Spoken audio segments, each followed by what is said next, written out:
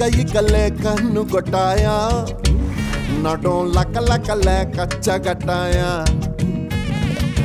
మజాగా మడతేస్తివే పీచు మిఠాయా తన మీద ప్రాణం పెట్టుకున్నాను, అది కాస్త అర్థమయ్యేలా చెప్పండి.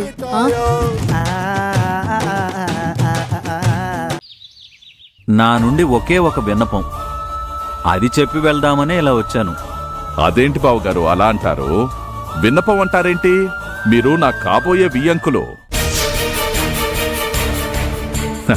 దర్జాగా చెప్పొచ్చు, చెప్పండి. పెళ్లి నిదానంగా నెమ్మదిగా జరగకూడదనేది నా మనసులో ఉన్న విషయం బావగారు.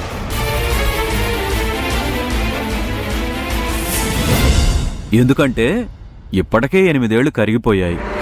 కనీసం ఇప్పుడైనా వీలైనంత త్వరగా 3 ముళ్ళు వేయిస్తే అక్షంతలు వేసి ఆనందిస్తాను. ఏమంటారు? తప్పకుండా సీను, నాకు కూడా ఆలస్యం చేయకుండా త్వరగా చేసేద్దామనే ఉద్దేశం ఉంది. అలాగే చేసేద్దాం.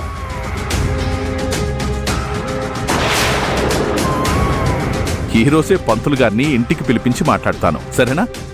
సంతోషం బావగారు.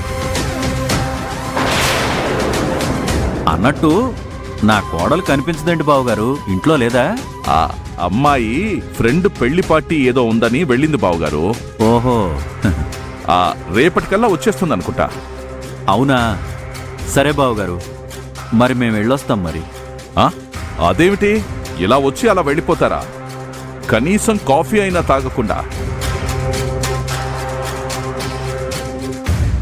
అయ్యో, చెల్లెమ్మ చేతి కాఫీ తాగక 8 ఏళ్ళు అవుతుంది.